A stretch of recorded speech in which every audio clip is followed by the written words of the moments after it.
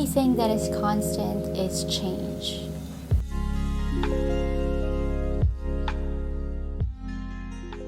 Hi guys, and welcome to another episode of my podcast, The Joyce of Life. So today we're going to talk about how I was able to cope up with some of the changes and transitions in my life so far, and how these changes contributed to my growth as a person. So we all know that change is inevitable and it happens often in life.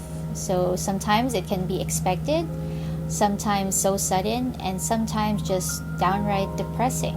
So whether it's a positive or a negative change, it can be tough, and it's usually accompanied by a lot of stress. So some people, like myself included, try to avoid change as much as possible, because I think it's natural for people to hold on to things that are familiar or comfortable and things that we have control over.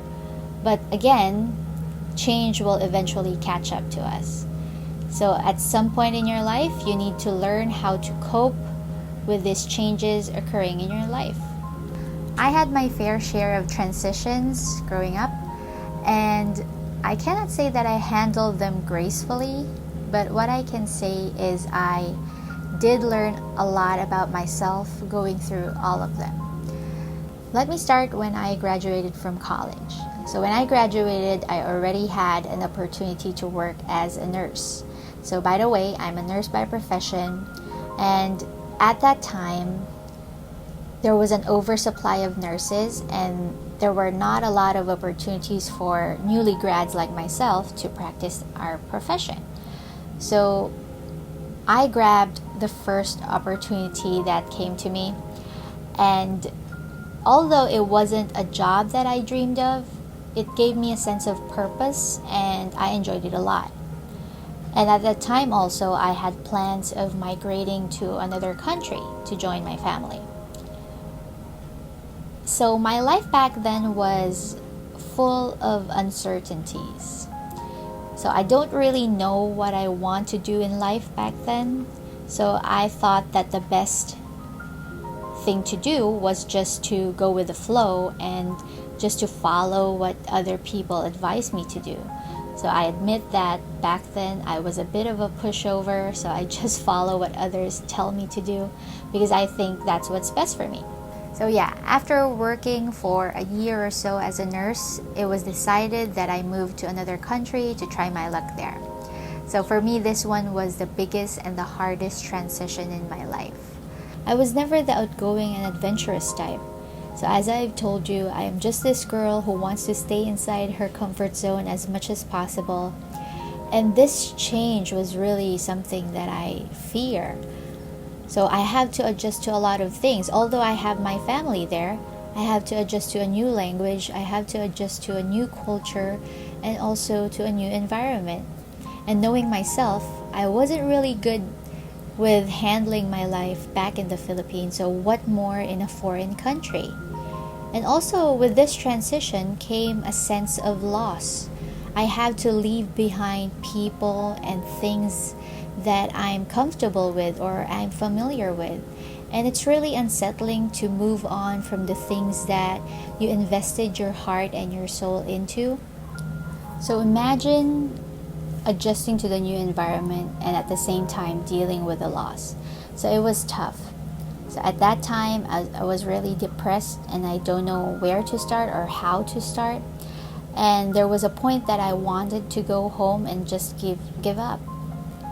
And then I realized that maybe this change was redirecting me to something better than what I envisioned for myself. And when I came to terms with that realization, I was able to accept the change. And I was surprised how it made me grow not only emotionally but professionally and also spiritually. I took up classes to learn new things, I met new people, and I even took a new career path. So the reflection made me more aware of my strengths and more confident and resilient. And it also made me learn to explore what I want out of life. So once again, I was navigating through life, and as expected, another change occurred. So this time it was positive though. So I was finally getting married to the love of my life. And even if it's a positive change and it's planned and expected, it was still as life altering as the first one. Life altering in a sense that I have to leave behind the familiar and thrive to a new way of life. So, from being this indecisive single girl to being a married woman who has to harmoniously coexist with a man. So, it was a big change. And then I realized that from that day forward, all of my decisions will not just be based on what I feel, but also based on another person's feelings as well. And it was scary at first, but once I accepted the change, I became more hopeful of the future. And what's exciting is that you get to plan your future together. So a year into marriage, and then another change occurred. And this time it was the best one by far. So we were finally having a baby. And although it was a positive change again, and it was anticipated, there was this sense of uncertainty, and honestly, it made me scared again at first. With this transition came a responsibility to make a very important decision. So, whether or not to raise our child in Taiwan or the Philippines. So, I have to consider a lot of things, my career included. So, at that time, I was doing very well in my career and I was financially independent. But ever since I was single, I vowed to dedicate my life to my future children. That I will be the one to raise them, that I will be the one to teach them things, and I will be there for all the moments. But to do so, I have to leave my job and I have to set my career aside for a while. And it was really hard because you start to feel that you are achieving something in life. Then you have to pause for a while to also do something that you love to do. Okay, so this will not be possible also without the support that I got from my husband. And it made me reevaluate my priorities in life.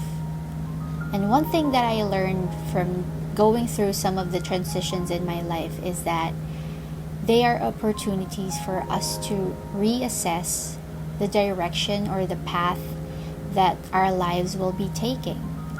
So when my daughter was born, I was really confident because I knew that I was ready to be a mother.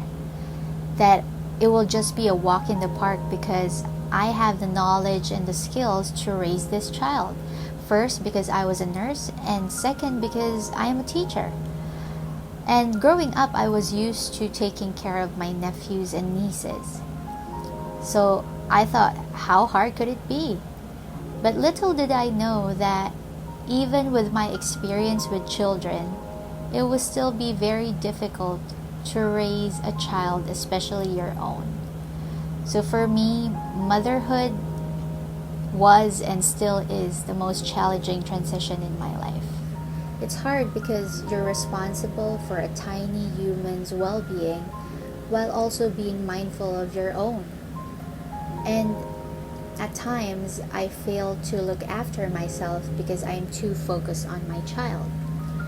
And I have to constantly remind myself that I need a break too, and I have to also take care of myself. Most of the time, it affects me emotionally as well. But the good thing is, when I am overwhelmed with these feelings, I have a great support system that accepts me and encourages me to express my true feelings.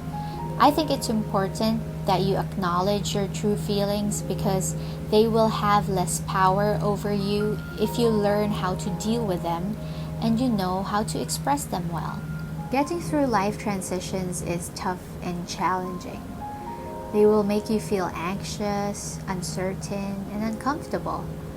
But you will definitely learn more about yourself once you get through them. So think of all the life transitions that you've been through and think of how you were able to thrive and bounce back after each one of them.